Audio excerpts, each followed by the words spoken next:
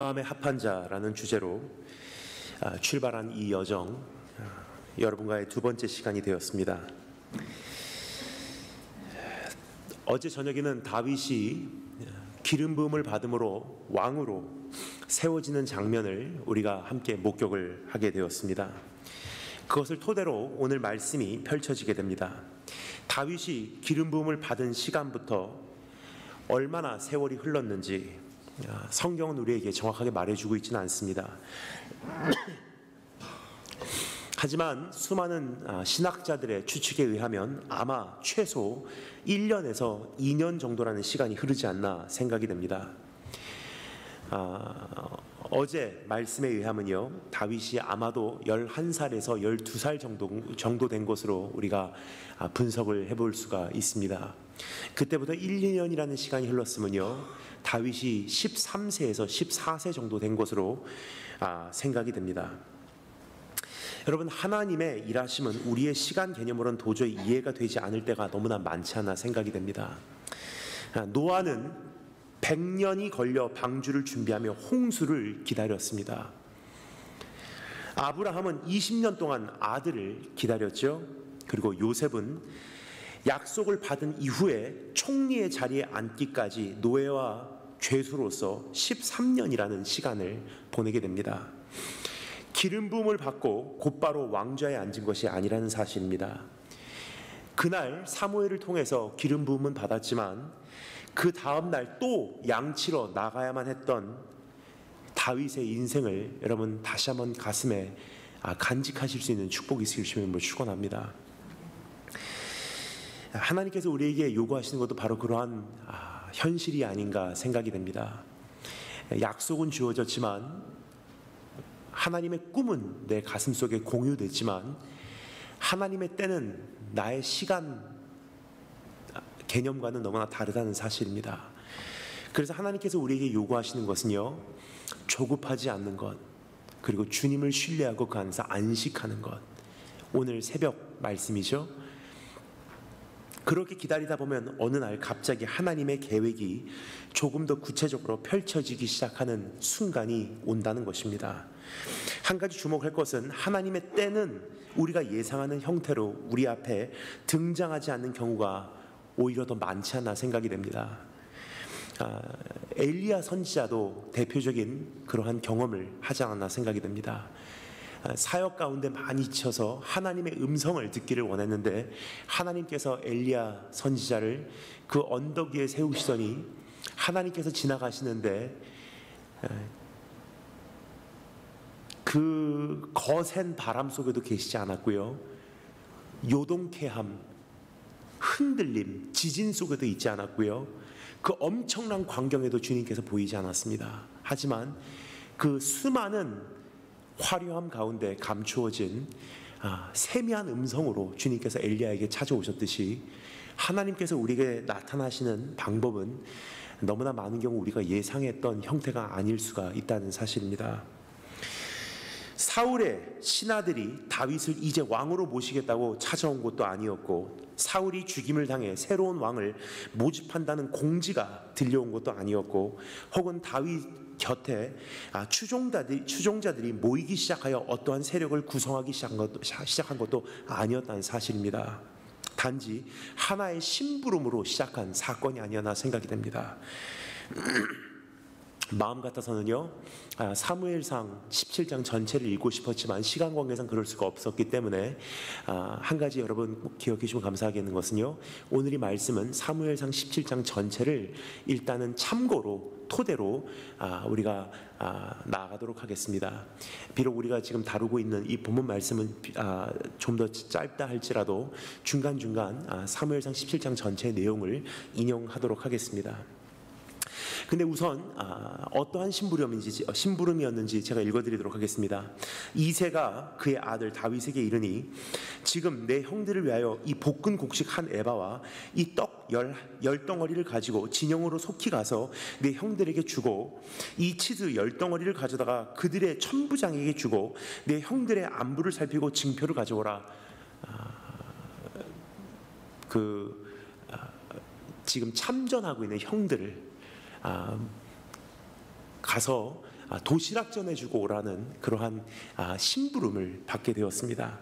그때 사울과 그들과 이스라엘 모든 사람들은 엘라 골짜기에서 블레셋 사람들과 싸우는 중이었더라. 여러분, 하나님께서 우리에게 축복을 주실 때는 반드시 그 전에 이와 같은 심부름을 주실 때가 참 많이 있지 않나 생각이 됩니다. 공평한 하나님이신 거로 기도 응답으로 우리에게 주실 때 그냥 옛다 여기다 하고 주시는 그 축복이기 전에 그 축복을 얻을 수 있는 통로부터 우리에게 허락하신다는 거예요. 때로는 사소한 일일 수가 있고요, 때로는 예상치도 못한 손님 접대일 수가 있고요, 때로는 하나님께서 우리에게 허락하시는 아무도 원치 않는 그 봉사 혹은 헌신의 기회일 수도 있다는 것입니다. 보잘것없이 보이는 심부름일 수가 있습니다. 대수롭지 않게 보이는 자리를 메꾸는 일상일 수가 있다는 것입니다. 오늘 한 가지 참 기쁜 모습을 잠시 나누도록 하겠습니다. 물론 이곳에 계신 여러분 한 분 한 분이요 참 소중하지만 제가 흔히 이런 말 어디 가서 하지 않지만 지난 수년 동안 참 신실하게 이 자리를 지켜온 우리 윤순 형제와 그 하나 자매가 참 귀한 것 같아요. 사실 청년부가 그동안 많이 없었죠. 그러한 외로운 시기에 이 교회를 잘 지켜냈다는 거. 근데 지켜낸 것이요, 뭐 앞장서서 지켜낸 게 아니에요. 그냥 와서 그 자리 앉아 있는 거예요. 하나님께서 원하시는 성도의 모습이 바로 이러한 모습이 아닌가 생각이 됩니다. 하나님께서는요, 우리가 생각하는 것과 너무나 다른 것을 우리에게 요구하시는 분이 아닌가 생각이 됩니다. 우리가 생각하는 것은 뭐 위대한 사역, 거대한 헌신, 화려한 열매를 바라지만 하나님께서 우리에게 바라시는 것은요, 그냥 신실함이에요. 아무도 없을 때 그 자리 지켜내겠느냐? 다 떠났을 때 너도 떠나겠느냐 물어보시는 주님의 음성에 우리가 어떠한 자세로 나가야 할지, 하나님께서는 그러한 자리에서부터 반드시 일하시기 시작하신다는 것입니다. 그러한 자리가 아니고서는요, 누구나 그 축복의 대상이 될 수 있기 때문이에요. 이렇게 막을 열기 시작한 스토리는 우리가 너무나 많이 접하고 이미 잘 알고 있는 이야기이기에 줄거리에 대해서는 구체적으로 설명드리진 않겠습니다. 우리가 어렸을 때부터 익숙하게 접해온 다윗과 골리앗의 사건입니다. 심지어 교회를 다니지 않는 사람들도 오늘 이 유명한 스토리에 대해서는 잘 알고 있지 않나 생각이 됩니다. 그러나 여기서 우리가 오늘 이 시간 꼭 다루지 않으면 안 되는 한 가지 중요한 질문을 생각해 보도록 하겠습니다. 다 포기할 때, 다 떠날 때, 다 낭망할 때, 다 좌절할 때 무엇이 이 양치기 소년으로 하여금 홀로 일어나게 하였는가라는 질문입니다. 하나님의 용사는 특별히 많이 훈련받은 사람, 어떤 특수 교육을 받은 사람이 아니라는 사실을 어제 말씀을 통해서도 우리가 충분히 알게 되었을 것입니다. 주님께서 찾으시는 사람은 어떠한 스펙을 갖춘 사람이 아니라 하나님 앞에 바른 동기가 있는 사람, 주님의 합당한 기준으로 살아내는 사람, 주의 은혜 없이면 살 수 없다고 주님의 은혜를 나의 인생의 능력으로 삼은 사람이 바로 주님께서 선택하시는 사람이기 때문입니다. 그래서 오늘 이 시간 위대한 다윗이 아니라 소년 다윗, 13살 정도밖에 되지 않은 아무것도 세상 모르는 철들지 않은 소년, 그 소년이 무엇으로 나라를 구원할 수 있었는가라는 질문을 우리 함께 살펴보고자 하는 것입니다. 그 답을 우리가 얻기 위해서요, 다음과 같은 세 가지를 함께 정리해 보도록 하겠습니다. 첫 번째, 전쟁을 위한 동기. 두 번째, 전쟁을 향한 시선. 그리고 세 번째, 전쟁을 위한 무기. 이 세 가지를 함께 우리 주님 음성에 귀를 열어보도록 하겠습니다. 첫 번째, 한번 따라서 한번 하겠습니다. 전쟁을 위한 무기. 답을 드리도록 하겠습니다. 그 전쟁을 위한 무기는요, 주님의 영광이었어요. 전쟁을 향한 동기는요, 주님의 영광이었습니다. 한번 따라서 하겠습니다. 전쟁을 위한 동기는 주님의 영광이다. 오늘 하나님 말씀 읽겠습니다. 25절부터 27절 말씀을 한 번 더 한 목소리로 읽어 내려가도록 하겠습니다. 25절부터 27절까지 다 같이 한 목소리로 읽겠습니다. 시작. 제가 미국의 육군사관학교 다녔던 그때 배웠던 수많은 교훈 중 지금까지도 기억에 새겨져 있는 참 중요한 한 가지가 있습니다. 그것은 무엇인고 하니 전쟁을 어떻게 싸우는가만큼 중요한 한 가지는요, 전쟁을 무엇을 위해서 싸우는가라는 질문인 것입니다. 이것은 한 사람 한 사람의 용사로 하여금 전쟁터에서 생명도 아깝지 않게 내려놓을 수 있게 하는 원동력의 역할을 하기 때문입니다. 그래서 지난 31년 동안 우리가 이 교회를 위해서 수고를 많이 해왔지만 이제부터 더 먼 장거리를 가기 위해서 우리가 잠시 멈추고 내 자신에게 묻기를 원하는 질문, 우리 교회에게 묻기를 원하는 한 가지 질문이 있다면 바로 그 질문이 아닌가 생각이 듭니다. 우리 교회는 무엇을 위한 것인가? 그리고 내 신앙생활은 어디를 향하고 있는 것인가? 라는 질문입니다. 여러분, 무엇을 위해서 수고하십니까? 무엇을 위해서 교회에서 일하십니까? 이 교회의 수많은 사역들을 통해서 궁극적으로 이루시려고 하는 것이 무엇이냐는 질문입니다. 이 그림이 희미해져서는요, 그냥 한 주간을 넘기는 것으로 우리가 만족하는데 머무르고 만다는 것입니다. 성도 한 명 불리는 것으로 어느 순간 만족하는 것으로 우리가 머물고 맙니다. 사실 성도 한 사람 한 사람이 천 우주보다 귀하긴 하지만 사실 교회가 감당해야 될 사명은요, 그 한 사람 한 사람 한 사람을 통해서 결국은 하나님 나라 확장이 교회의 궁극적 목적이기 때문이에요.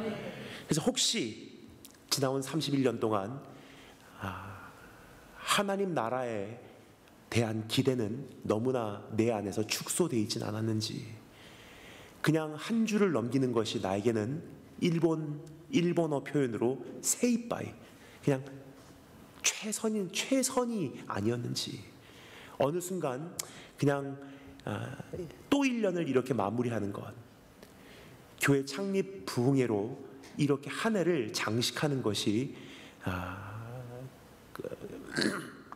내 안에서 충분하다고 생각하시진 않으셨는지. 여러분, 오늘 하나님 앞에서 우리는 지금 무엇을 위해서 달려가는가라는 질문을 한 번 더 물을 수 있는 시간이 되었으면 좋겠습니다. 오늘 이 본문 말씀에서도요, 다양한 동기로 전쟁터에 서 있는 사람들에 대한 소개를 우리가 만날 수가 있습니다. 25절에 되면 보면 이렇게 기록이 되죠.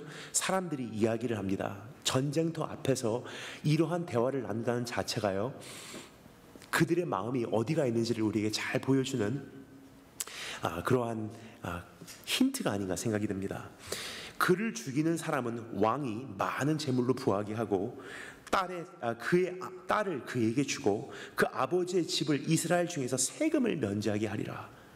여러분, 이거는 원수를 바로 눈앞에 두고 있는 군사들이 전쟁터 앞에서 나누는 대화에 어울리지 않습니다.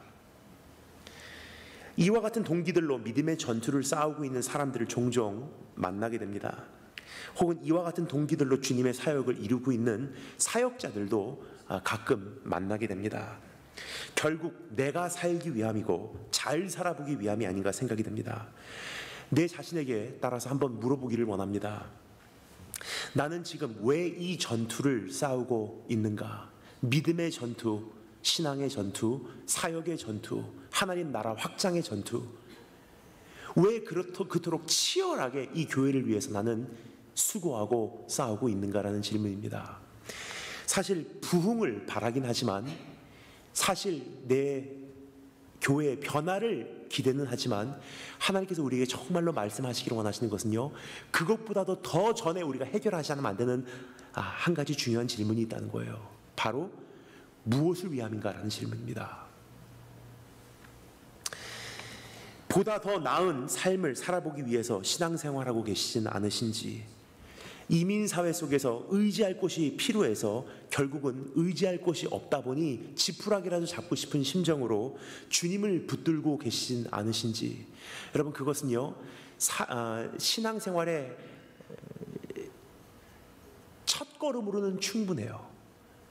힘들어서 교회에 한 걸음을 내딛고요, 내가 병중에 정말 치유를 원해서 주님을 찾는 것은 신앙의 시작으로는 괜찮습니다. 그런데 사도 바울이 말하죠.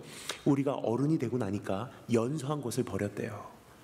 그 연소한 것은 무엇입니까? 어렸을 때는 사탕 주는 아빠가 좋은 거예요. 장난감 사다 주는 엄마가 좋은 거예요. 근데 어른이 돼가면 어떻게 되죠? 사탕과 장난감을 더 이상 바라지 않습니다. 지금까지 나를 위해서 수고해 주신 그냥 부모가 좋은 거예요. 오히려 내가 원하는 것을 살 수 있는 것을 포기해서 그 물질로서 부모를 오히려 대접하면 대접했지, 부모를 통해서 내가 어떠한 이익을 얻을 수 있을까를 궁리한다는 것은요, 아직은 내 신앙이 연소하다는 뜻입니다. 여러분의 신앙생활은 지금 무엇을 위한 신앙생활인지, 축복을 받기 위해서입니까? 혹은 벌을 면하기 위해서입니까? 사람들이 일반적으로 소유하고 있는 동기와는 너무나 다른 이유를 가지고 있는 한 사람이 있습니다. 바로 다윗입니다. 다윗의 관심의 비중은 어떠한 부와 명예와 행복과 특혜가 아니라 하나님의 이름이었음을 오늘 이 본문 말씀을 통해서 우리가 잘 알 수 있지 않나 생각이 됩니다. 성경이 이렇게 기록하죠. 다윗이 곁에 있는 사람들에게 말하여 이르되 이 블레셋 사람을 죽여 이스라엘의 치욕을 제거하는 사람에게는 어떠한 대우를 하겠느냐. 이것은요 궁금해서 물어본 게 아니에요. What are you talking about?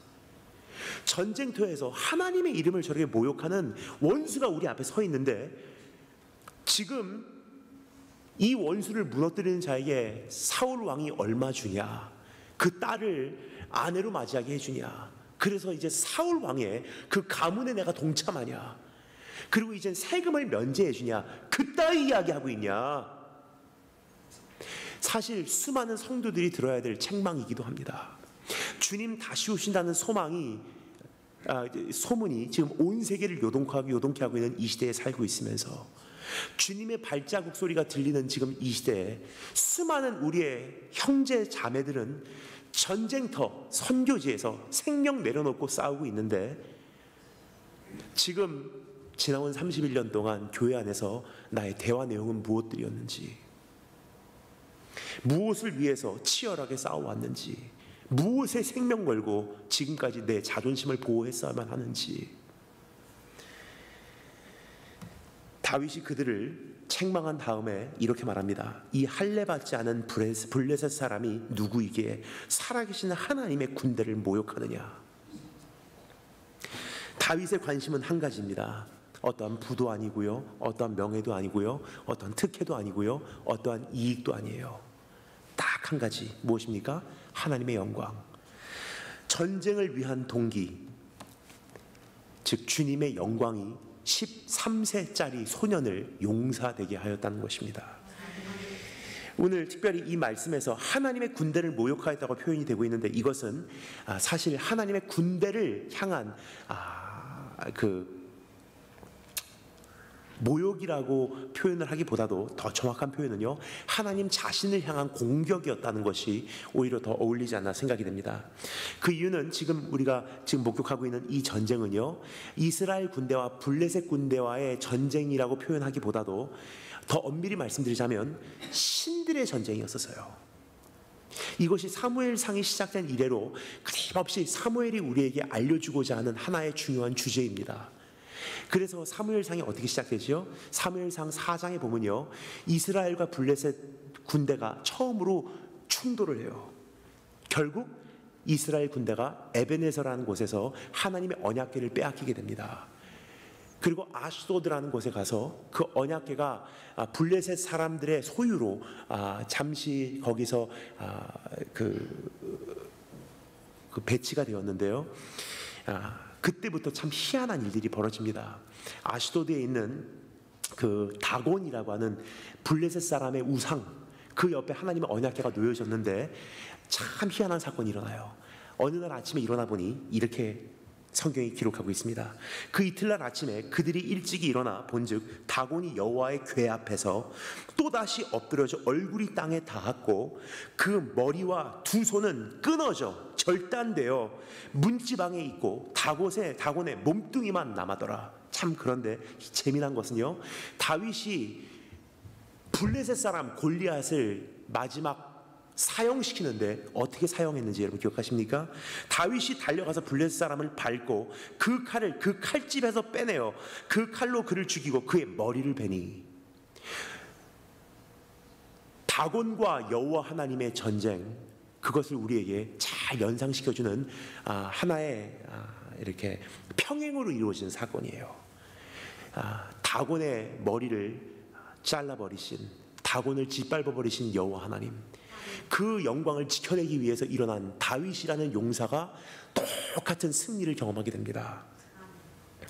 즉 그날 골리앗이 조롱한 것은요, 이스라엘의 군대도 아니요 심지어 이스라엘의 국가도 아니었다는 사실입니다. 그날 골리앗이 조롱한 것은 하나님 자신이었다는 사실입니다. 그것의 불쾌함을 느낀 다윗은 용사로 일어나게 됩니다. 즉 다윗의 동기는 하나님의 이름, 하나님의 영광이었습니다. 오늘 여러분의 동기는 무엇입니까? 나의 자존심입니까? 아니면 하나님의 이름입니까? 나의 어떠한 명예입니까? 아니면 하나님의 영광이십니까? 그 동기가 무엇이냐에 따라서요, 우리가 이제 이 교회를 이제부터 몇 년 더 유지할 수 있을지가 여기서 정해져요. 그 이유는 전쟁은 어떻게 싸우는 것만큼 더 중요한 것은요, 무엇을 위해서 싸우는가가 한 용사로 하여금 생명을 거냐 걸지 못하냐를 가려내기 때문이에요.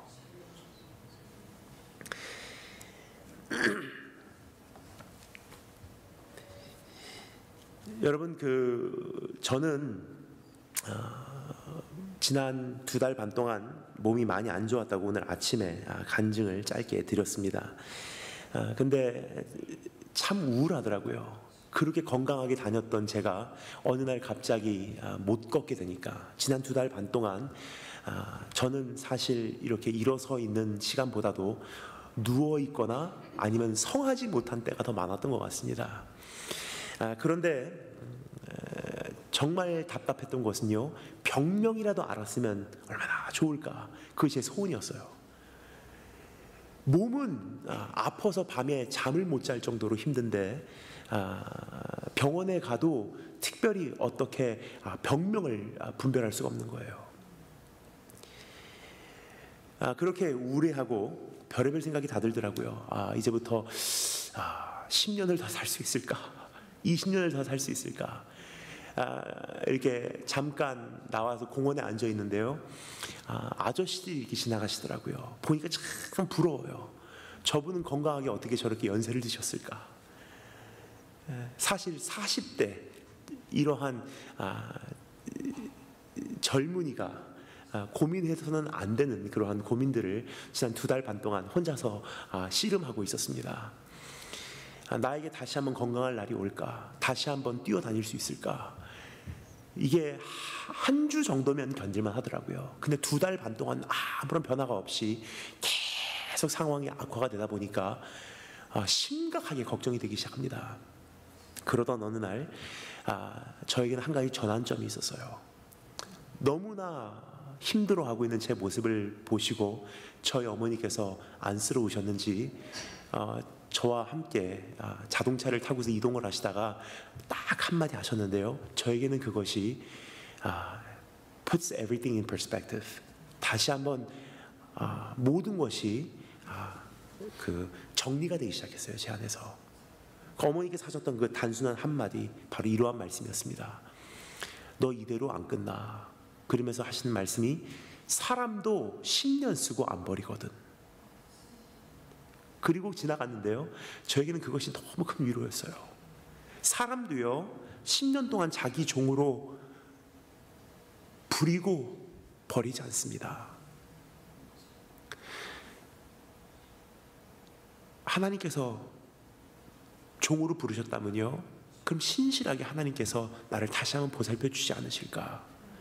그러면서 그날 밤 와서 처음에 종으로 부름받았을 때 그 기도문을 한번 펴봤습니다. 나를 처음에 어떻게 종으로 부르셨는지. 근데 한동안 그 기도를 열심히 드리다가 어느 사이엔가 그 기도보다 더 다른 기도들이 더 급해졌는지 그 기도는 잠시 제가 보류를 하고 있더라고요. 근데 제가 처음에 사역으로 부름받았을 때 하나님께 외쳤던 그 기도, 이런 기도였습니다. 성경 말씀 그대로 기도드린 제가 주님을 향한 소원이 있었습니다. 하나님이여, 나를 어려서부터 교훈하셨으므로 내가 지금까지 주의 귀한 일들을 전하였나이다. 하나님이여, 내가 늙어 백발이 될 때에도 나를 버리지 마시며 내가 주의 힘을 후대에 전하고 주의 능력을 장래의 모든 사람에게 전하기까지 나를 버리지 마소서. 제가 어렸을 때부터 꿈꿨던 종의 모습은요, 10년 쓰임받고 버림받는 것 아닌 것, 20년 쓰임받고 결국은 버림받는 인생이 아닌 것, 30년 쓰임받고 마지막에 가서 실족하는 인생이 아닌 것, 한번 부름받아 나선 이 몸, 제 몸이 다 낡을 때까지 하나님 섬기는 게 소원이었어요. 근데 그것이요, 그냥 하루아침에 시작된 것이 아니라, 어제도 간증을 드렸지만 제가 13살 때 주님 만났어요.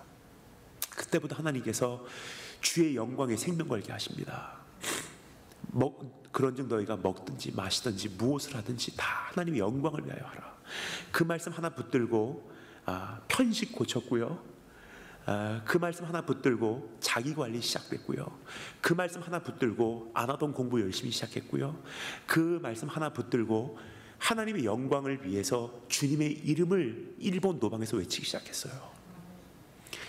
다른 신들하고 충돌하는 그 학교에서 주의 이름 지켜내기 위해서 말 조심했고요, 행동 조심했고요, 먹고 싶은 거 다 못 먹고 살았고요, 친구들하고 어울리고 싶어도 충분히 누리지를 못했어요.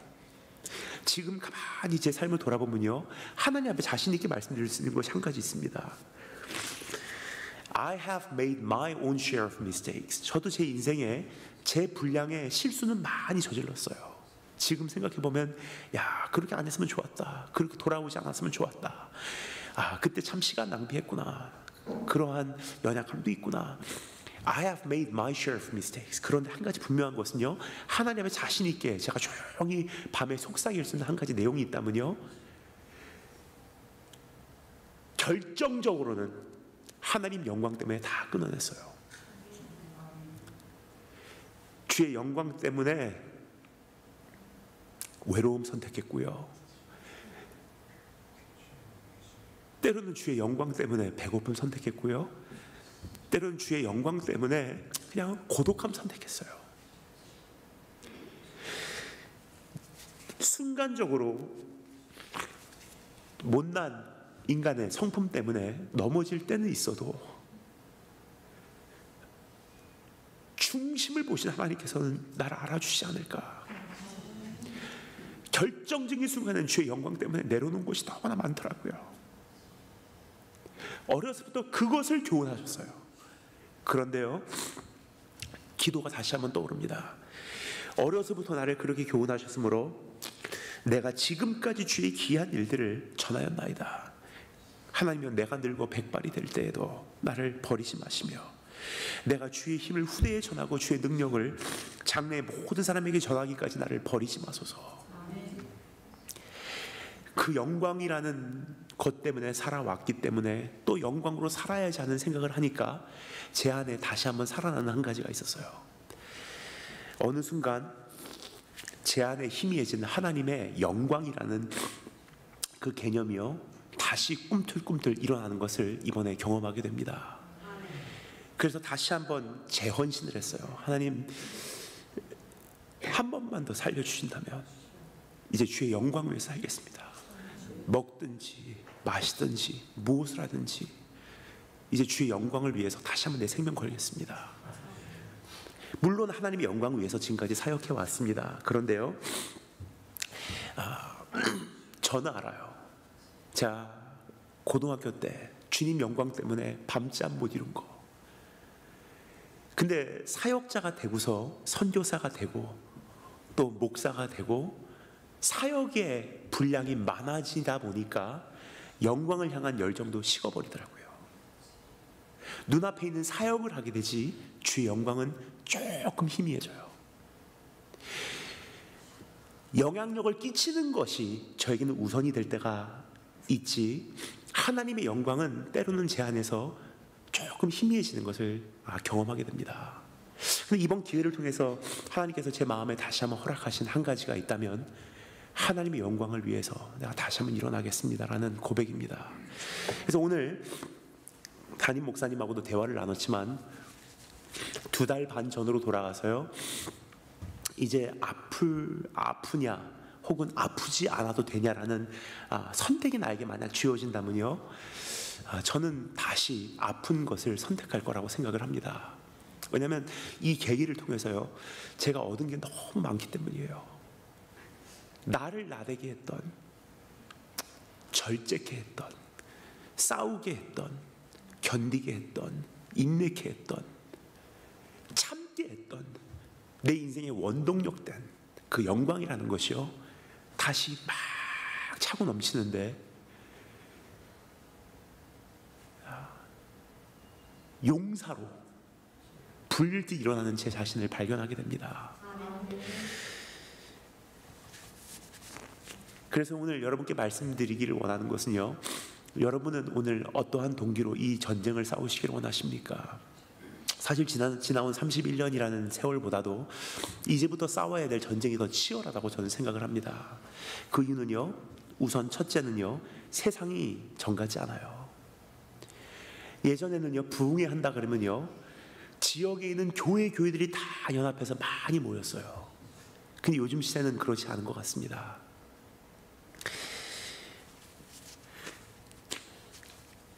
그래서 이제는 성도 한 사람 한 사람이 교회에 발 들여 놓는 것도 참 힘든 시대가 되어서 이제부터 한 교회를 주님의 뜻으로 세워나간다는 것은요, 더 치열한 싸움이 요구되고요, 더 많은 양심 확인이 요구가 돼요.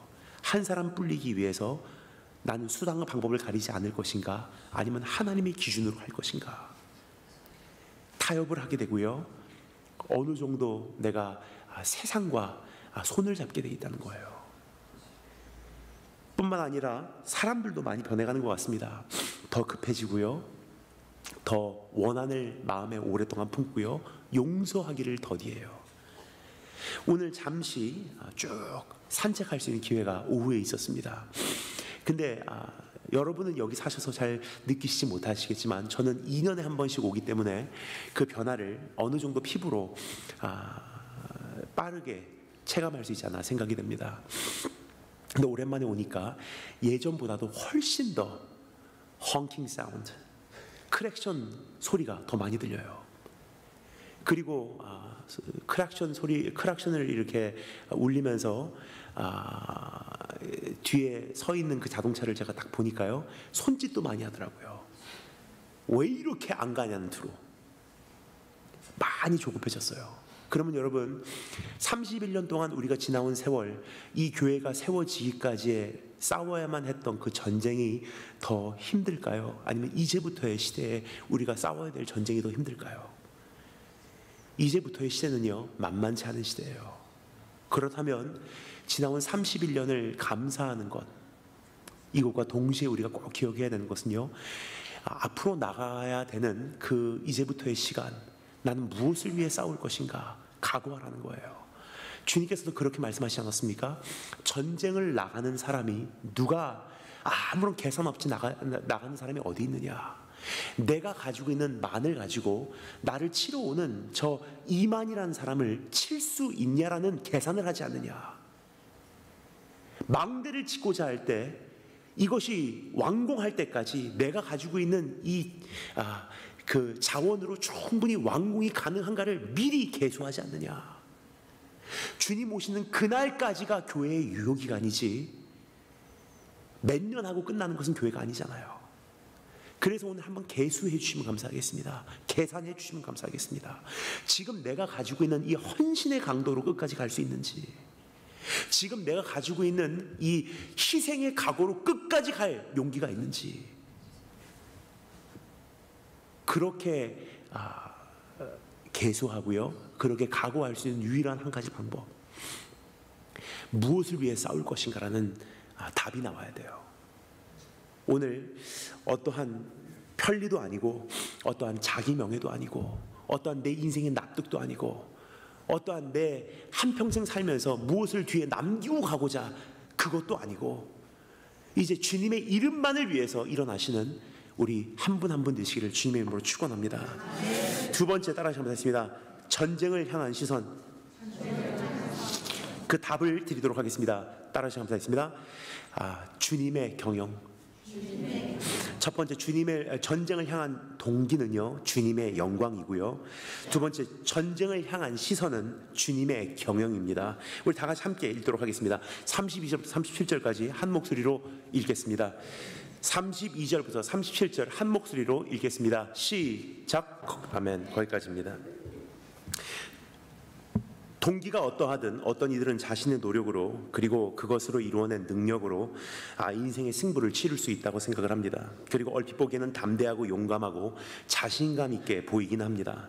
그러나 중요한 것은 골리앗이라는 예상 밖의 체격이 나타나면요, 이야기가 달라진다는 사실이에요. 그러니까 세상은 우리에게요, 예상 안에 있는 것을 위해서 준비를 시키는 것이 세상의 교육 방법이에요.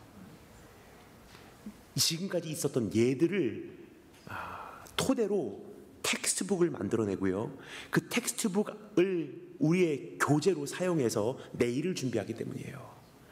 그런데 돌변 상황이라는 것은 세상에 반드시 존재합니다. 즉 오늘 우리가 살펴보고자 하는 이 장면에 나타난 사건이에요. 돌연변이가 나타났어요. 골리앗이라는, 키가 거의 2m 70이에요. 이러한 상황이 닥치게 되면요, 나의 예상의 틀, 경험의 틀, 상식의 틀, 노력의 틀, 능력의 틀 밖에 있는 현실이 닥치게 될 때 가차없이 무너지고 만다는 사실이에요. 이것이 지금까지 수많은 교회들의 현실이었습니다. 저기서 저런 프로그램에서 이렇게 성공했대. 그래? 그럼 우리도 그 프로그램 가지고 오면은 똑같은 효과가 있을 거야. 그 교회의 프로그램 벤치마킹해서 갖고 오고요, 혹은 그 강사님이 그 교회에서 크게 은혜를 끼쳤대. 그래, 우리 교회에 모셔오면 똑같은 은혜를 끼치겠구나. 똑같이 모셔오고요, 그래서 우리는 그것을 재현할 수 있다고 생각을 해요. 근데 제가 다녀보니까 교회마다 다 다르고요, 성도마다 너무나 다르고요, 교회의 상황마다 너무나 다르다는 거예요. 따라서 어떠한 노하우로는 통하지 않는 한계가 반드시 온다는 것입니다. 더 이상 어떠한 이론과 계산과 시도가 통하지 않을 때 세상의 사람들과 주님의 용사는 자연스레 갈라지기 시작합니다. 세상 사람들은 낙담하고 주님의 용사는 일어납니다. 주님의 용사는 빛을 발하기 시작합니다. 다윗이 이러한 주의 용사로 세워질 수 있었던 한 가지가 바로 전쟁을 향한 시선이 남달랐기 때문이 아닌가 생각이 됩니다. 사람들은 눈앞에 있는 현실을 보죠. 그리고 지금까지 배워온 것을 토대로 생각을 해요. 그러니까 계산을 하는 거예요. 수많은 노하우와 수많은 방법론들을 연구를 합니다. 그런데 하나님의 사람은요, 시선이 달라요. 그럼 하나님의 사람은 어떻게 이 상황을 어프로치하는지 한번 생각해 보도록 하겠습니다. 다윗이 이렇게 말하죠. 다윗이 사울에게 말하되, 주의 종이 아버지의 양을 지킬 때 사자나 곰이 와서 양떼에서 새끼를 물어가면 내가 따라가서 그것을 치고 그 입에서 새끼를 건져내고 그것이 일어나 나를 해하고자 하면 내가 그 수염을 잡고 그것을 쳐 죽였나이다. 주의 종이 사자와 곰도 쳤은즉 살아계시는 하나님이 하나님의 군대를 모욕하는 이 할례받지 않은 블레셋 사람이니까 그가 그 짐승의 하나와 같이 되리이다. 한마디로 요약합니다. 지난날 하나님께서 나를 지키셨습니다. 그 짐승과 짐승의 발톱에서, 짐승의 입 앞에서. 오늘 하나님을 모욕하는 이 원수가 우리 앞에 서 있지만 한 가지 분명한 것은 하나님은 바뀌지 않았습니다. 그러면 상황이 다르다 할지라도 그 상황을 주관하시는 하나님이 동일하시다면 What is the difference? 뭐가 다를 바가 있습니까? 라는 질문이에요. 사람들은 계산을 하고요, 낙심을 해요. 근데 하나님의 사람은요, 상황은 바뀌어도요, 모든 것이 단순화되기 시작한다는 거예요, 그들에게는. 오늘 우리의 삶에 요구된 숙제도 바로 그것이 아닌가 생각이 됩니다. 지금 우리가 한 가지 계산을 해보면요, 안 좋은 조건들이 참 많아요. 세상은 바뀌어가고 교회는 많이 생기고, 그리고 사역은 치열해지고, 사람들은 냉랭해지고, 하나님을 향한 그 가슴은 식어가고, 이민사회 이젠 잘 먹고 잘 살고 있고, 옛날에는 외로워서라도 국밥 먹기 위해서라도 모여들었던 것이 교회라면 이제는 하나님의 말씀을 들을 수 있는 그러한 조그마한 기회조차도 사람들이 인색합니다. 그럼 우리가 하나하나 따져보면요, 이제 사역을 포기해야지 당연한 결론밖에 나올 수가 없어요. 근데 하나님께서 지금 우리에게 요구하시는 것은요, 이런 시대야말로 계산을 하지 말아라, 단순화시키라는 거예요. 31년 전에 교회를 세우신 하나님, 지난 31년 동안 함께 도우시고 지탱하시고 인도하신 하나님, 그분이 변하였느냐 물어보시는 질문입니다. 그분이 변하지 않았다면요, 상황 보지 말라는 거예요. 오늘 여러분의 전쟁은 누구를 위해서입니까? 사실 이 문제만 해결만 되면요, 이 전쟁이 어떻게 전개될까가 답이 나오게 돼 있어요. 근데 그래서 조금 전에 살펴보았습니다. 내 전쟁을 위한 동기가 무엇인지. 그 자체가 해결되지 않으니까 내가 해야 된다고 생각하는 거예요, 이 교회를. 내가 이 사역을 해야 된다고 생각하는 거예요. 그러니까 지치고요, 부담이 되고요, 결국은 탈진이 되게 돼 있어요. 한때 가지고 있었던 열정도 다 식어버리게 돼 있어요. 그런데 오늘 하나님께서 우리에게 말씀하시는 것은요, 하나님의 경영으로 내 시선을 돌리라는 거예요. 하나님의 경영은 무엇입니까? 다윗이 말합니다. 이 전쟁은 여호와께 속한 것이라. 아멘. 그래서 다른 말로 표현해 볼까요? 우리가 한 가지 크게 오해를 하고 있어요. 하나님께서 나의 전쟁을 도와주신다고 생각을 해요. 하나님, 이 전쟁에서 이기게 하여 주시옵고, 하나님, 우리가 이 믿음의 전투에서 잘 싸울 수 있도록 나를 도와주시옵소서. 근데 하나님께서 우리에게 오늘 다시 한번 시선 교정을 요구하시면서 들려주시는 음성은 다음과 같습니다. 정신 차려라. 이 전쟁이 너에게 속한 것이라고 생각하냐? 대표적인 예를 하나 사건을 소개시켜 드리도록 하겠습니다. 여호수아 5장에 보면요, 여호수아가 이제 여리고를 치려고 그 언덕 위로 올라가죠. 근데 그 언덕 위까지 올라가니까 언덕 위에 이름 모를 또 하나의 용사가 손에 칼을 들고 서 있는 거예요. 그 장면을 제가 읽어드리도록 하겠습니다. 참 기가 막힌 드라마틱한 장면이에요. 여호수아가 여리고에 가까이 이르렀을 때 눈을 들어 본즉 한 사람이 칼을 빼어 손에 들고 마주 서 있는지라. 여호수아가 나아가서 그에게 묻되 너는 우리를 위하느냐 우리의 적들을 위하느냐 하니. 설명을 드리겠습니다. 여호수아가 그 사람을 보고요, 나아가서 묻되라고 되어 있는데 우리말로 조금 번역이 잘못됐어요. 원어로 보면요, 이런 표현이에요. 언덕 위까지 올라갔는데요, 정체 불분명한 사람이 칼을 빼고서 여호수아를 기다리고 있어요. 그럼 여호수아가 어떻게 했을까요? 우리말 번역으로 하면요, 오해를 할 수 있어요. 저기요, 말씀 여쭤보겠습니다. 그렇게 했을까요? 아니에요. 이름 모를 사람이 그 산속에서 칼을 들고서 나를 기다리고 있다면요, 여러분 같으면 어떻게 하시겠습니까? 여러분도 칼 뽑아요. 그리고 성경이 기록합니다. 여호수아가 나아갔대요. 어떠한 원어적으로는 이것이 어떠한 의미냐면요, 여호수아가 칼을 들고 달려들었다는 뜻이에요. 그래서 그 사람하고 칼싸움이 시작됩니다. 챙. 칼싸움을 하면서 이제 서로가 대화를 하는 거예요. 여러분 영화에서 그런 장면 많이 보신 적 있으시죠? 칼싸움을 하면서 대화를 하는 거예요. 넌 우리를 위함이냐, 우리의 적들을 위함이냐, 누구 편이냐, 그렇죠? 두 가지 질문이에요. 우리 편이냐, 원수 편이냐. 그러면 답이 어떻게 나와야지 당연한 거죠? 네 편이다, 아니면 원수 편이다. 둘 중에 하나잖아요. 여호수아 머릿속에는요, 옵션이 두 개밖에 없었어요. 우리 편이냐, 원수 편이냐.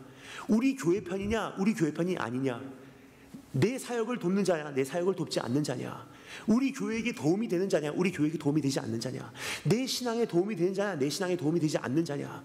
내 사업에 도움이 되는 자냐, 내 사업을 돕지 않을 자냐. 두 가지 옵션밖에 없어요. 근데 그 질문에 이름 모를 이 사람이 뭐라고 대답하는지 제가 읽어드리겠습니다. 그가 이르되 아니라 그래요. 두 가지 옵션을 줬어요. 우리 편이냐, 원수 편이냐. 근데 이 사람의 답은 영어 성경은 이렇게 기록합니다. No! 해석합니다. 이런 뜻이에요. You asked a wrong question. 잘못된 질문 물어봤다는 거예요. 네가 진짜 물어봐야 되는 질문은 내 편이냐, 남의 편이냐가 아니야. 네가 정말로 물어봐야 될 질문이 뭔지 내가 가르쳐 줄게. 네가 내 편이냐 아니냐야. 여호수아는 이 사람이 내 편이냐 아니냐. 근데 진짜로 물어봐야 될 질문은요, 네가 하나님 편이냐 아니냐. 그 질문이 더 중요한 질문이야. 내 편이냐 아니냐 그 묻는 질문에 이 사람이 이렇게 대답합니다. 그가 이르되 아니라 나는 여호와의 군대 대장으로 지금 왔느니라 하는지라. 여호수아가 그날 얼굴을 땅에 대고 엎드려 절하고 그에게 이르되 내 주여 종에게 무슨 말씀을 하시려 하나이까. 뭐죠? 여호수아가요 드디어 하나님의 군대에 입대하는 장면이에요. 그때까지는요 하나님을 입대시키려고 했어요. 하나님, 우리 전쟁님 도와주세요. 하나님 오셔서 이스라엘의 군대를 도와주시옵소서. 근데 하나님께서 우리에게 진짜로 묻기를 원하시는 질문은요, 내가 네 군대에 입대하랴, 아니면 네가 내 군대에 입대하랴. 이것을 오늘 다윗이 똑같은 진리를 깨달은 자로서 다른 말로 이렇게 표현을 해요. 전쟁은 여호와께 속한 것이라. 즉 내가 싸우는 것은 하나님의 군대를 대표해서 싸우는 것이니 원수의 크기 나에게는 보이지 않습니다. 상황의 그 악성 나는 보이지 않습니다. 현실에 그 답이 나오지 않는 현실 나는 계산하지 않습니다. 난 한 가지만 분명히 아는 것은 내가 하나님 편이냐 아니냐, 난 그것으로 충분합니다. 여러분 어떠십니까? 지금까지 우리가 잘못된 질문을 물어보진 않았는지, 하나님 우리 교회를 도와주시옵소서, 내 사역을 도와주시옵소서, 하나님 우리 가정을 도와주시옵소서, 우리의 사업을 도와주시옵소서. 그런데요, 이 31년을 다 정리하고요, 교회도 가정도 개인도 하나님 앞에서 우리가 시선 교정, 주님께서 나에게 물으십니다. 네가 내 편이냐 아니냐.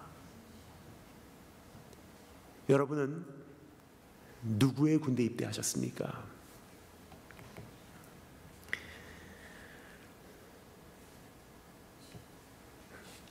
오늘 하나님 앞에서 우리 주님의 군대로 입대하시는 축복이 있기를 주님으로 축원합니다. 마지막 세 번째 따라 하겠습니다. 전쟁을 위한 무기. 한번 그 답을 먼저 드리도록 하겠습니다. 따라 하겠습니다. 주님의 이름, 전쟁을 위한 동기 주님의 영광, 전쟁을 위한 시선 주님의 경영, 전쟁을 위한 무기는 주님의 이름입니다. 그 이름이 무엇인지 구체적으로 설명드리기에 앞서 먼저 하나님 말씀 읽겠습니다. 38절부터 47절까지 한 목소리로 읽도록 하겠습니다. 38절부터 47절까지 한 목소리로 읽어 내려가도록 하겠습니다. 시작. 마지막으로 함께 주목하기를 원하는 것은 다윗이 선택한 무기입니다. 물매와 매끄러운 돌 5개였음을 성경이 기록하고 있습니다. 그러나 중요한 것은요, 이 무기는 그 무엇으로도 사실 괜찮았지 않나 생각이 됩니다. 어떤 분들은 이 매끄러운 돌 5개에 대해서 많이 이야기를 하시는 경우를 제가 몇 번 들은 적이 있습니다. 이 5개는 무엇을 상징합니다. 그래서 첫 번째 돌, 두 번째 돌, 세 번째 돌, 네 번째 돌, 다섯 번째 돌. 근데 오늘 이 말씀에 보면요, 5개 다 필요했을까요? 첫 번째로 끝내버렸어요. 이 5가지는 무엇을 상징합니다가 아니에요. 사실 오늘 이 말씀에 우리에게 전해주고자 하는 가장 중요한 메시지는 이것입니다. 이것이 사실 매끄러운 돌이었던 아니었던 사실 괜찮았어요. 5개든 4개든 3개든 관계없습니다. 중요한 것은요, 그 돌 뒤에 숨어있는 진짜 무기가 뭐였냐는 거예요. 가장 중요한 것은 그러한 눈으로 보이는 무기, 배후에 감춰진 능력의 원천은 여호와의 이름이었다는 사실입니다. 그래서 다윗이 뭐라고 말하죠? 다윗이 블레셋 사람에게 이르되 너는 칼과 창과 단창으로 내게 나오거니와 나는 물맷돌로 가느니라? 아니에요. 여기서 자기의 무기를 밝혀내요. 나는 만군의 여호와의 이름 곧 네가 모욕하는 이스라엘 군대 하나님의 이름으로 내가 나아가노라. 이 모습은 사울과 너무 대조적이지 않나 생각이 됩니다. 사울은 어떻게 하죠? 전쟁을 준비시키면서 자기가 가지고 있는 최고의 갑옷들을 다윗에게 입혀줘요. 이것은 자신이 가지고 있는 것으로 원수를 맞이할 수 있다고 착각하는 사람들의 모습을 우리에게 조금 보여주지 않나 생각이 됩니다. 어느 정도 내가 잘 준비하고 내가 잘 내 자신을 차려입으면 어떠한 상황에도 내 자신을 지켜낼 수 있을 거야. 노력하면 괜찮다고 착각하는 사람들이 가끔 있습니다. 그런데 그분들께 제가 오늘 꼭 말씀드리기를 원하는 것이 있습니다. 여러분 참 희한하다고 생각 안 하세요? Korean Americans, 그러니까 북미 지역에 살고 있는 우리 한인 동포들, 특별히 2세들 참 좋은 대학 많이 나왔어요. 하버드, 예일, 그리고 UT부터 시작해서 수많은 인류 대학들은 많이 나왔는데요, 참 희한한 게 있어요. 사회에 실질적으로 많은 영향력을 끼치는 인재들은 그리 많이 없는 것 같아요. 그 이유가 무엇이냐면요, 어렸을 때부터 우리가 준비한 것, 열심히 공부하면 돼, 최선을 다해, 그래서 좋은 대학 갈 수 있어, 열심히 준비해요. 여기까지는 괜찮아요. 근데 한 가지 여기서 사이드 노트를 한 가지 말씀드리기를 원합니다. 최선을 다한다는 것은요, 사실 성도에게는 능력 발휘의 계기가 아니라 최선이라는 것은 성도들에게는 본분일 뿐이에요. 그냥 최선을 다한다는 것은요, 내일을 준비하기 위한 어떠한 노하우가 아니에요. 한 사람의 성도가 최선을 다하는 것은 주님께서 나를 그곳에 두셨으니까 하는 것뿐이지, 내가 노력해서 내 자신을 지켜내야지, 내가 노력해서 내 재산을 쌓아놔야지, 내가 노력해서 그 자리에 이루고 말리라, 절대로 안 된다는 거예요. 사람이 아무리 자기의 마음으로 자기의 길을 계획할지라도 그것을 이루게 하시는 분은 하나님 자신이시래요. 그렇게 열심히 준비했건만 한 가지 우리가 준비하지 못한 게 있습니다. Glass ceiling effect. 이 세상에 살다 보니까 유리, 천정이 존재한다는 것을 배우게 돼요. 딱 보면요, 하늘까지도 올라갈 수 있을 것 같아요. 그래서 인류대학 졸업하고요, 그래서 취업하고요, 그래서 저 하늘 높은 곳을 꿈꾸면서 열심히 달려 올라가요. 근데 어느 순간 우리를 기다리는 것은 무엇입니까? 뺑 천정을 치는 거예요. 그 눈에 보이면 보여요. 조금만 가면 손이 닿을 것 같아요. 근데 이미 사회의 어떠한 제도와 기득권자들이 만들어 온 어떠한 구조가요, 나로 하여금 못 올라오게 만들었다는 거예요. 사울 어리석은 사람 아니에요. 전쟁을 위해서 내 갑옷 입고 가, 열심히 준비하면 돼. 그렇게 원수를 맞이할 수 있다고 생각하는 것, 사실은 사울뿐만이 아니라 세상에 있는 수많은 사람들도 그렇게 내일에 대한 사역, 내일에 대한 사업, 내일에 대한 가정, 내 자녀 교육도 그렇게 하면 될 거라고 착각을 하고 있기 때문이에요. 그런데 한 가지 분명한 것은요, 돌변 상황이 일어나면 what are you gonna do? 계산대로 내 인생이 진행되지 않을 때 어떻게 하냐는 질문이에요. 어떤 사람들은요, 골리앗과 같이 나옵니다. 어떻게 나오죠? 오늘 성경 기록합니다. 방패막이를 앞세우고요, 전진하여 오는 무식한 사람들이 가끔 이렇게 있어요. 이 방패막이가 나를 막아줄 수 있다고 생각해요. 그것이 자신을 지켜줄 수 있다고 생각하는 그러한 사람들이 꽤 많은 것 같습니다. 이 사람이 나를 지켜줄 수 있어. 이 사람만 있으면. 근데 참 기가 막힌 것은요, 제가 목격한 결과 하나님께서 데리고 가실 때 그 사람들 먼저 데리고 가시더라고요. 결국 전쟁터 한가운데서 방패막이 없이 벌거벗은 내 자신을 발견할 때 여러분 어떻게 감당하시려고 하십니까? 설교자의 사명은요, 내일에 대한 전쟁을 준비시키는 역할이에요. 그래서 오늘 여러분께 도전하고 다시 한번 권면드리고 말씀을 드리기를 원하는 것은요, 이제부터 만만치 않은 이 시대에 상상으로 통하지 않아요. 계산으로 통하지 않아요. 예상치 못한 시대가 도래합니다. 이건 제 말이 아니에요. 우리 주님께서 말씀하셨죠. 태초부터 지금까지 이러한 때는 없었대요. 근데 지금 안타까운 것은요, 이제까지의 성공했던 사역들을 벤치마킹해서 내일에 접목시키려고 하니까 안 통하는 거예요.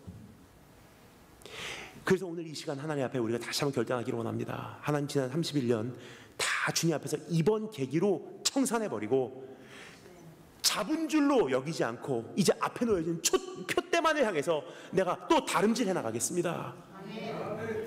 근데 세상 방패 의지하지 않겠습니다. 사람 생각하지 않겠습니다. 내 계산 준비하지 않겠습니다. 최선을 다해서 슬기로운 성도로서 관리는 하되, 하나님, 나의 무기는 딱 한 가지밖에 없습니다. 주님의 이름. 그렇다면 여기서 한 가지 질문입니다. 여기서 말하는 주님의 이름이라는 건 도대체 무엇이냐는 질문이에요. 여러분, 주님의 이름이라는 것을 제가 짧게 설명을 드리고 마무리에 들어가도록 하겠습니다. 우리말로는 주님의 이름 그렇게 기록이 되어 있는데요, 주님의 이름 그러면 우리말로는 보통 이렇게 이해를 해요. 누구를 부를 때 사용하는 그 명사라고 생각해요. 예를 들어서 다니엘, 그렇죠? 데이비드, 누구를 부를 때 사용하는 고유명사, 이름. 근데 히브리어로 쉔이라고 하는 단어는요, 그러한 의미이기도 하지만 또 한 가지 중요한 뉘앙스를 가지고 있습니다. 성경에서 말하는 이름이라는 단어가 내포하고 있는 참 중요한 한 가지 뉘앙스는요, 속성이란 뜻이에요. attributes. 즉 하나님의 하나님 되심, 다른 말로 주님의 이름. 그럼 다윗이 뭐라고 말하는 거죠? 너는 칼과 창 그것을 의지하고 나에게 나오지만 나는 그것보다 더 의지할 만한 게 있어. 어렸을 때부터 내가 경험한 하나님, 변치 않으시는 분. 칼도 그날 작동을 안 할 수 있고 방패도 그날 뚫릴 수 있지만 내가 경험한 하나님의 속성은 불변하시더라. 신실하시더라. 나는 그 하나님의 속성, 하나님의 하나님 되신, 하나님의 거룩하신, 불변하시게 신실하신, 불변하신 사랑하신, 불변하신 주님의 인자하신, 불변하신 주님의 따뜻하신, 그 용서하심, 주님의 그 은혜로우신, 그 주님의 주님 되심으로 내가 너에게 나아가노라. Which one is more reliable? 어느 쪽이 더 믿을 만하냐는 거예요. 여러분, 무기도요 작동 안 할 때 많습니다. 방아쇠도 안 당겨질 때가 있더라고요. 그런데 여러분, 오늘 우리가 내일을 준비한다고 하면서 수많은 무기들을 여전히 동원하고 그것을 의지하려고 하는 무지한 행위를 취하고 있다면 오늘 이 시간으로 다시 한번 영원히 변하지 않는 주님의 이름으로 돌아오신 축복이 있을 주님으로 축원합니다. 사실 주님의 이름만 우리가 잘 알아도요, 우리 주님이 누구신지만 잘 이해를 해도요, 다 견딜만 하고 싸울만 하고 만만하더라고요. 제가 이렇게 다니다 보면 저에게 많은 분들이 물으시는 질문이 있습니다. 어떤 분은 오늘 그 질문을 안 물어보겠다고 저에게 오늘 말씀하셨어요. 근데 그렇게 말씀하시고 나니까 오히려 답해드려야 될 의무감을 제가 느끼게 되었습니다. 그 질문은 무엇인고 하니 다니엘 김 목사님 왜 결혼 안 하십니까? 라는 질문이에요.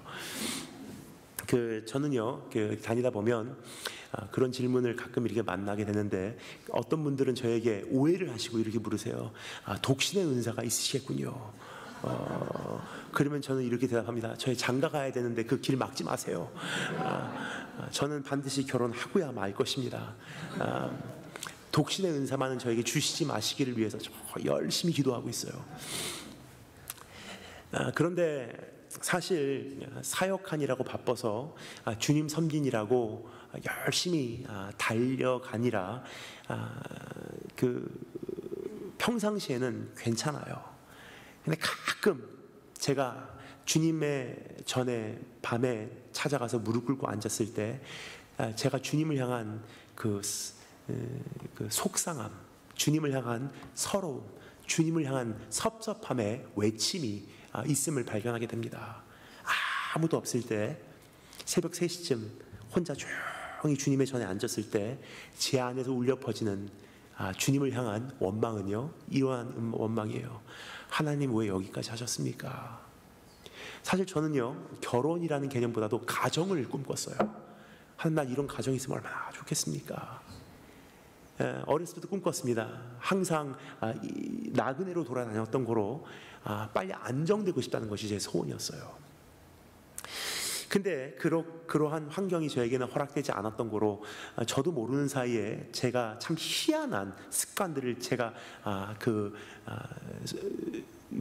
제 안에 발전시키기 시작한 것 같아요. 어떠한 습관이냐면요, 한 번은 제 여동생이 저를 보고서 마음이 갑자기 짠했는지 속상해 하더라고요. 몇 년 전인가 저하고 한번 가족 여행을 짧게 갈 수 있는 기회가 있었어요. 아마 제 기억으로는 시애틀에 계신 제 어렸을 때 다녔던 교회에 원로 목사님 인사드리러 갔었던 때가 아닌가 생각이 됩니다.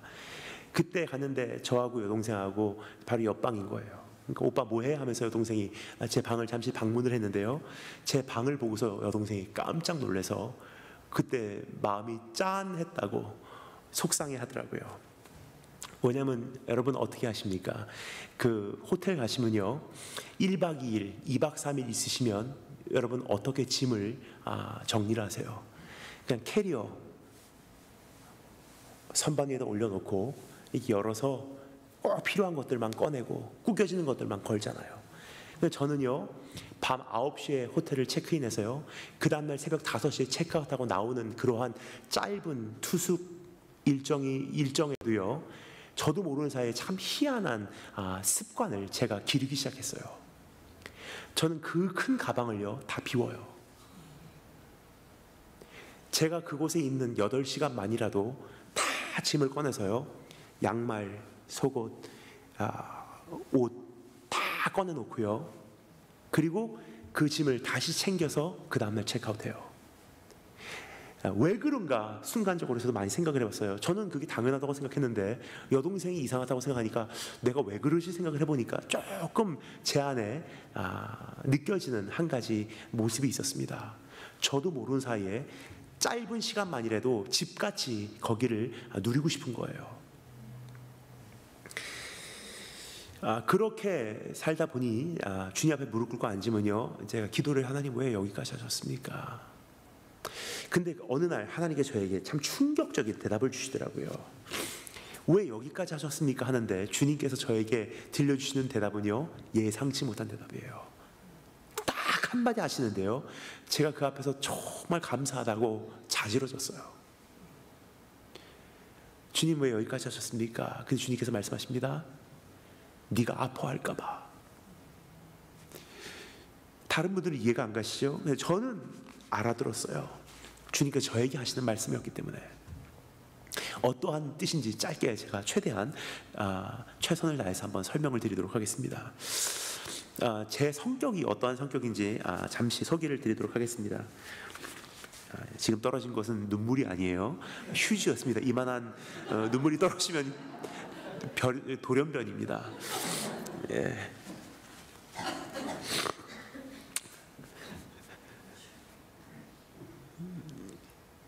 제 성격은요, 외골수예요. 그래서 쉽게 마음을 열지는 않습니다. 그래서 제 삶 속에 가만히 보면요, 쉽게 형, 누나, 어머니, 아버지, 삼촌, 동생 하는 사람이 한 명도 없어요. 목사님으로 만나면 끝까지 목사님이에요. 아무리 친해도요, 우리 아버지 안 불러요. 아마 일본에서 자라왔기 때문에가 아닌가 생각이 됩니다. 딱 어느 예의의 거리를 유지하고요, 오래 가요. 그 관계가 10년지기, 20년지기, 30년지기. 그래서 저도 신뢰를 할 기회가 없고요, 신뢰를 저는 용납하지도 않습니다. 딱 그 거리 유지하고요, 오래 가는 관계들이에요. 그래서 한번 마음을 열면요, 조금씩 열어가면서 그 사람에게 저는 다 줘요. 이것이 인간관계뿐만이 아니라 일상생활에서도 잘 나타납니다. 예를 들어서 카페를 가잖아요. 즐겨가는 카페, 어떻게 그것이 시작이 되냐면요, 어느 날 I stumbled into a cafe. 제가 어느 날 그냥 한 번 가본 카페 가요. 너무 좋은 거예요. 그러면요, 저는요 그 카페 밖에 안 가요. 그리고 처음 갔을 때 그 자리가 너무 행복했잖아요. 항상 그 자리밖에 안 앉아요. 근데 어느 날 가면 다른 사람이 그 자리에 앉아 있습니다. 그러면요, 음식을 혹은 그 음료를 안 시킬 수는 없고 기다려야 되니까 시켜놓고 가방 풀지 않고 그대로 앉아 있어요. 갈 때까지 기다려요. 그리고 그 사람이 가잖아요. 잽싸게 가서 음료 내려놓고 거기서 처음으로 제 살림을 펼쳐요. 외골수예요. 그리고 그거밖에, 거기에 꽂히면 그거밖에 몰라요. 근데 사람을 사귀어도 그렇게 사귀어요. 다 줍니다. 근데 문제는요, 이거 결혼 생활로 들어오면요, 어떻게 되냐, 다 주는 건 좋은데 그만큼 그 섭섭을 많이 타요. 그만큼 바라기 때문에. 근데 사람이라는 존재는요, 하나님이 아니기 때문에 아무리 저에게 잘해도요, 섭섭함을 주게 돼 있더라고요. 근데 저는 다 주기 때문에 가정이라는 것이 저에게는 그렇게 중요하니까 아프게 돼 있어요. 그리고 특별히 지금 제가 사역하는 중동 지역, 아프리카 가면요, 전파도 없어요. 그럼 겨우겨우 와이파이 찾아서 가서 드디어 됐다, 사랑하는 아내, 사랑하는 아이들 목소리라도 들어야지 전화를 거는데요, 전화해서 안 들려 뭐라고 하면서 대화 내용이 불편한 내용이 되잖아요. 아마 못 견딜 거예요. 제가 강단에 등단해야 되는데, 설교에 집중해야 되는데 제 성격상 그것이 감당이 되질 않아요. 그래서 주님께서 말씀하십니다. 네가 감당을 못해. 여기까지 말씀을 드리면 어떤 분들은 이렇게 생각을 하십니다. 그러면 결혼하기 틀렸네. 근데 여러분, 좋은 소식을 말씀드리겠습니다. There has to be a redeeming story after this. 좋은 소식이라는 것은요, 세월이 약이더라고요. 우리 주님은요, My God, our God knew exactly what He was doing. 세월이 지나면서, 나이가 들어가면서, 조금 더 성숙해가면서, 주님을 더 사랑하기 시작하면서, 조금 차분해지면서, 제 삶 속에서 열정이 빠지면서, 다 균형이 잡혀가면서 제 안에 나타난 현상은 무엇이냐면요, 이제는 깨달음이 있어요. 하나님만이 서야 되는 그 자리에 사람 세우지 않는 거, 하나님만 저에게 줄 수 있는 그 사랑을 사람에게 요구하지 않는 거, 그러한 깨달음이 있고 그러한 제 안에 조정이 있으니까 제 나름 조용히 이제 희망해 봅니다. 이제는 곧 결혼하겠구나. 여러분, 우리 하나님 그런 분이세요. 나보다 나를 더 잘 아시는 분이세요. 신실하신 분, 사랑하신 분, 정확하신 분, 세밀하신 분, 은밀하신 분, 나를 사랑하시는 분이에요. 정말 사랑하시는 분. 무기는 쇠합니다. 체력도 쇠하더라고요. 세상 희망 다 사라져가도 주의 인자는 끝이 없으니 살아가는 이 모든 순간이 주의 은혜의 힘을 나타내. 그러한 하나님의 하나님 되신 하나님의 이름 외에 더 좋은 무기가 어디 있겠습니까? 여러분, 오늘 그 전쟁을 대신해서 싸워주시는 예수 그리스도 바라보기를 원합니다. 그 하나님의 사랑을요 나에게 확증해 주신 그분이 오늘 이 말씀의 주인공이에요. 어제도 말씀드렸지만 우리가 다윗 이야기를 쭉 살펴보는데 오해하시면 큰일 납니다. 다윗이 이렇게 했으니까 여러분도 그렇게 하십시오가 아니에요. 이것은 비복음이에요. 뭐죠? 너도 할 수 있다는 것을 전제로 외친 메시지이기 때문이에요. 근데 하나님의 말씀, 복음은 무엇입니까? You cannot do it. 아무리 노력해도 나는 안 된다는 거예요. 그게 복음의 시작이거든요. 그래서 이 말씀이 왜 복음이냐? 다윗이 이렇게 했으니까 여러분도 다윗과 같이 되십시오가 아니에요. 어제도 말씀드렸지만 이 말씀의 결론은 이것입니다. 다윗이 말합니다. 내가 주인공이 아닙니다. 나는 표지판일 뿐입니다. 그 표지판에 이렇게 기록이 되어 있습니다. 진짜 더 위대한 다윗이 옵니다. 그 다윗이 이 땅에 오시는데 어떻게 오셨는지 제가 짧게 말씀드리도록 하겠습니다. 오늘 이 말씀에 보면요 참 기가 막힌 표현이 사용되고 있어요. 골리앗이 이스라엘 민족을 도전하고 나와서요 하나님의 이름을 비방할 때 성경은 이렇게 기록합니다. 블레셋 사람들의 진영에서 싸움을 도두는 자가 왔는데 그 이름은 골리앗이요 가드 사람이라 그의 키는 6규빗 한 뺨이요라고 돼 있어요. 근데 우리말로는요 싸움을 도두는 자라고 돼 있어요. 그 도두는 자가 어떠한 사람인지 골리앗의 요구에서 조금 우리가 알아볼 수가 있습니다. 그가 서서 이스라엘을 향하여 외쳐 이르되 너희가 어찌하여 나와서 전열을 벌였느냐? 나는 블레셋 사람이 아니며 너희는 사울의 신복이 아니냐? 너희는 한 사람을 택하여 전쟁을 도두는 자를 내게로 보내라. 그러면 우리 둘이 싸우리니 내가 이기면 너희가 우리 종이 될 것이고 너희가 이기면 우리가 너희 종이 될 것이다. 다 죽을 필요 있느냐? 대표로 한 사람만 나와서 싸우자. 이것을 우리말로는요 전쟁을 도두는 자, 영어 성경이 이렇게 말합니다. The champion. 챔피언이라는 단어예요.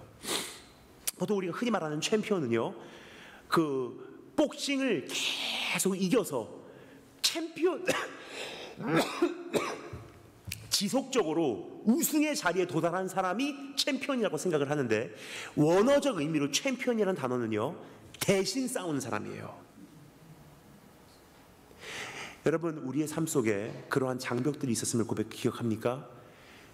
정말 싸움을 대신 싸워주지 않으면 내가 도저히 이것만은 내 힘으로 되지 않습니다 했던 그러한 전투들, 죄의 전투. 죄만은요 해결이 되질 않아요. 죽음만은요 해결이 되지 않아요. 하나님과 나와의 사이에 갈라진 이 원수 관계만은요 어떻게 해결이 되지 않아요. 그리고 죽음이라는 것이 안겨주는 이 인생의 공포와 두려움과 공허함은요 이루 말할 수가 없어요. 그런데 그 전투의 현장에 전쟁을 도두는 우리의 챔피언이요 나를 대신해서 뛰어 들어가십니다. 그래서 십자가라는 전쟁터에서 치열하게 싸움을 벌이시고 거기서 자기의 생명을 버리시며 승리를 거두세요. 그래서 히브리서 저자가 뭐라고 말하죠? 믿음의 주요라고 되어 있는데 믿음의 주라는 단어가 조금 번역이 잘못됐습니다. 믿음의 주요 그러면요 우리말로는 믿음의 주님이시오라고 생각을 하는데 거기서 사용되는 단어를 말씀드리겠습니다. 믿음의 원어적 표현입니다. 믿음의 챔피언이요 너를 온전케 하시린 예수를 바라보라. 예수가 너 대신 죽음이라는 죄라는 골리앗과 맞서서 싸우러 나가셨어. 전쟁터에서 나 대신 싸우시다가 죽으셨어. 이기셨어. 그분께서 이기셨기 때문에 내 신분이 하나님 앞에서 영원토록 보장이 됐다는 거예요. 그 성경이 말합니다. 내가 확신하노니 사망이나 생명이나 천사들이나 권세자들이나 능력이나 높음이나 깊음이나 현재이나 장래이나 이 세상에 아무 피조물이라도 우리를 우리 주 그리스도 예수 안에 있는 하나님의 사랑에서 끊을 수 없으리라.